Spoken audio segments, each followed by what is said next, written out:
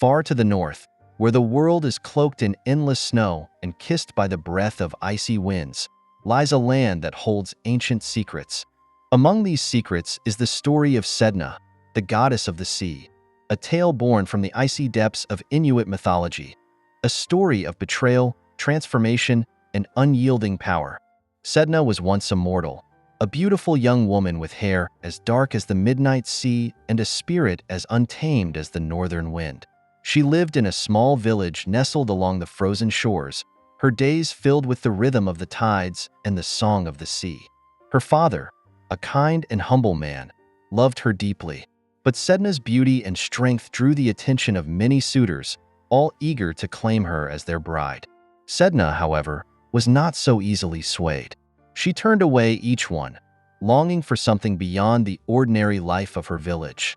One day, a stranger arrived, a man of immense charm and wealth. He promised Sedna a life of abundance, far from the icy shores. He claimed to be a hunter, a man of the sea, who would provide her with everything she could ever desire. Seduced by his promises, Sedna agreed to marry him. They paddled away from her village, her father watching with a heavy heart as they disappeared into the horizon. But all was not as it seemed. The stranger was no hunter. He was a spirit in disguise, a raven from the spirit world. He took Sedna to a desolate island, where she was left to fend for herself. The life he promised her was a lie. She was alone, hungry, and trapped in a world of shadows. From her lonely island, Sedna cried out to the sea. Her cries carried on the wind, reaching her father in his small village. Overcome with guilt and sorrow, he set out to rescue his beloved daughter. When her father arrived, Sedna's heart swelled with relief. Together, they set out to return home, paddling across the vast, icy waters. But the raven spirit was not about to let Sedna go so easily.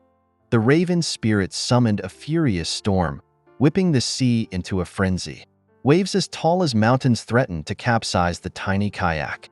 In desperation, Sedna's father made a fateful decision, one that would change everything. In his fear, Sedna's father betrayed her.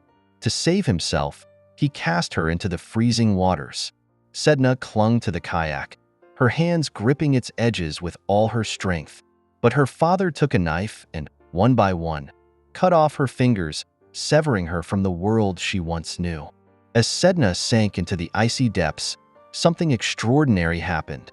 Her severed fingers became the creatures of the sea, the seals, the whales, and the fish that now inhabit the Arctic waters.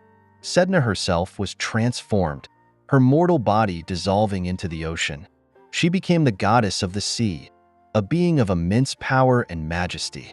From her underwater realm, Sedna now rules over all marine life, her spirit intertwined with the ocean's endless rhythms. But Sedna's heart is not easily appeased.